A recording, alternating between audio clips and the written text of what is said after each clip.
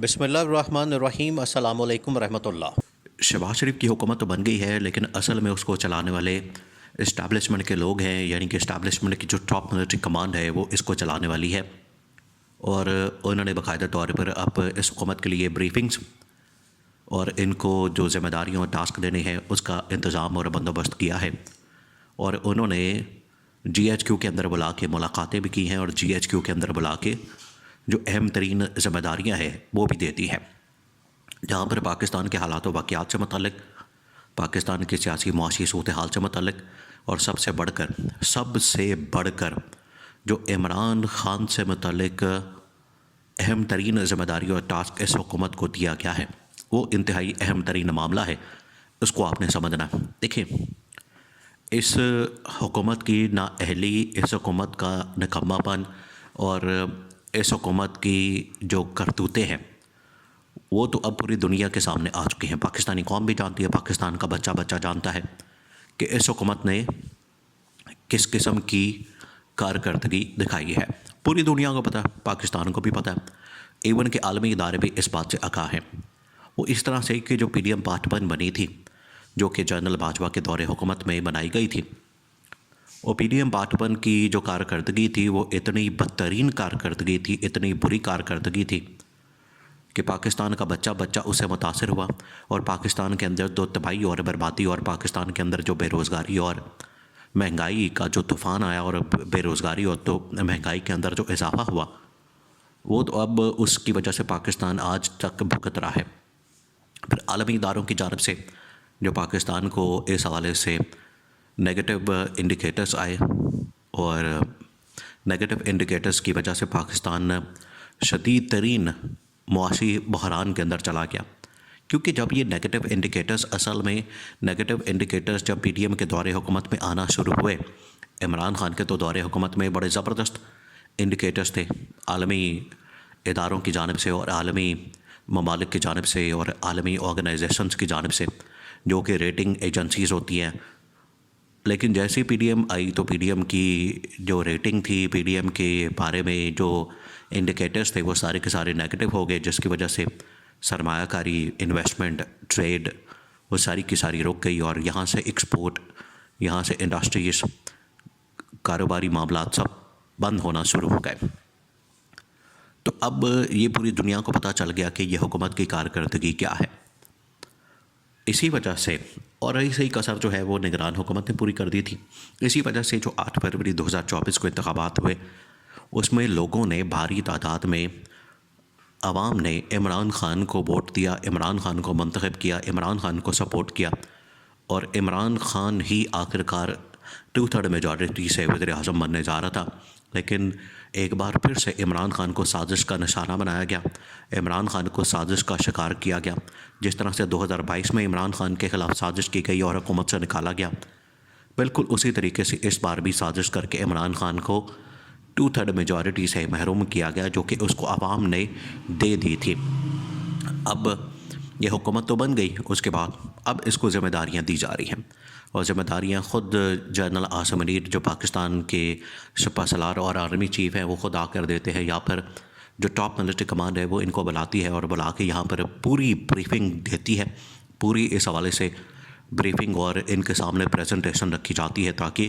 یہ معاملات کو ٹھیک کر سکے۔ اب معاملات ٹھیک کرنا تو ان کے بس کی بات نہیں، وہ تو نظر آ رہا ہے کہ یہ معاملات کو بگاڑ سکتے ہیں۔ معاملات، ہاں، جہاں تک بات ہے ان کے اپنے ذاتی معاملات کی، اپنے ذاتی بینک اکاؤنٹس کی، اپنے ذاتی پراپرٹیز اور اپنے ذاتی این آر او کی، تو اس میں تو یہ بڑے اچھے ہیں، اس میں یہ بڑے قابل ہیں، اس میں یہ بڑے زبردست ہیں۔ نواز شریف کے لیے این آر او، شہباز شریف کے لیے N R O, Maryam Nawaz کے لیے این آر او، آگے سے پھر حسن اور حسین نواز کے لیے این آر او، وہ بھی مکمل ہو گیا، اسحاق ڈار کو این آر او، تو پورا خاندان جو ہے وہ این آر او لے کر بیٹھا ہوا ہے۔ اپنی جو کارکردگی، اپنی ذاتی فائدے کے لیے تو یہ بڑے اچھے ہیں، بڑے ٹھیک ہیں،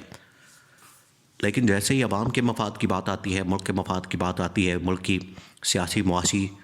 صورتحال کی بات آتی ہے، تو یہ ادھر بالکل ناکام ہو جاتے ہیں، ادھر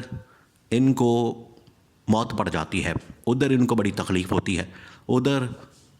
ان کو غشی کے دورے پڑنا شروع ہو جاتے ہیں۔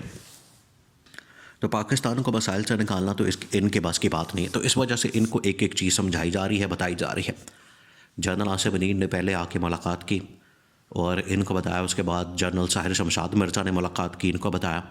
اب ان کو پوری پریزنٹیشن تیار کر کے ایک ایک چیز ان کو بلا کے جی ایچ کیو کے اندر وہ سب کچھ بتا دیا گیا ہے، سمجھا دیا گیا کہ آپ نے آگے کرنا کیا۔ اس میں دو تین بڑی بڑی چیزیں ہیں، ایک تو پاکستان کی سیاسی صورتحال سے متعلق، معاشی صورتحال سے متعلق، اور پھر عمران خان کی رہائی سے متعلق۔ جو پاکستان کی سیاسی صورتحال ہے وہ تو اس وقت آپ کے سامنے ہے کہ پاکستان کے اندر سیاسی صورتحال پچھلے 2-2.5 سال سے مسلسل عدم استحکام کا شکار ہے، جب سے عمران خان کی حکومت کو نکالا گیا ہے۔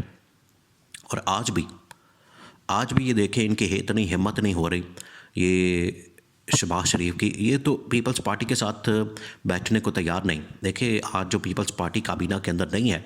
اس کے اندر یہ بات کی جاتی ہے کہ پیپلز پارٹی نے کابینہ کے اندر بیٹھنے سے انکار کر دیا، لیکن حقیقت یہ ہے کہ یہ نون لیگ تھی، یہ شہباز شریف تھا، یہ شہباز شریف اور اس کے کارندے تھے، شہباز شریف اور اس کے اپنے لوگ تھے، اس کے اپنے چمچے تھے،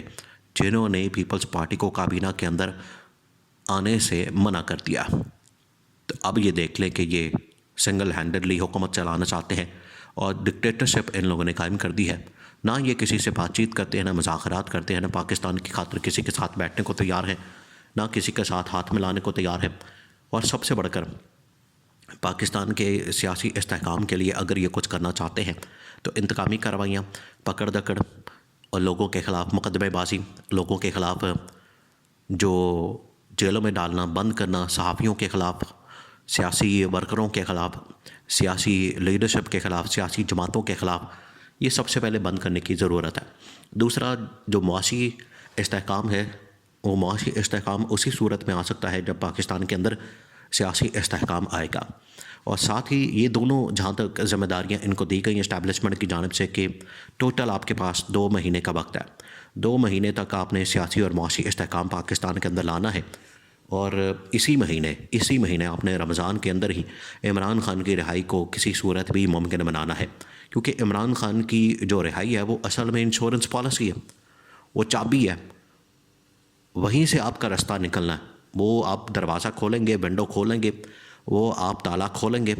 اڈیالہ جیل کے دروازے کھولیں گے تو آپ کو سیاسی اور معاشی استحکام کا راستہ کھلے گا۔ یہ ان کو بتا دیا گیا، اور ان کو بتا دیا گیا کہ اسی رمضان کے مہینے میں اگر آپ اس کو سر انجام دیتے ہیں تو ویل اینڈ گڈ، اور اگر دیر کرتے ہیں تو یہ آپ کے لیے ہی نقصان دہ ثابت ہوگا۔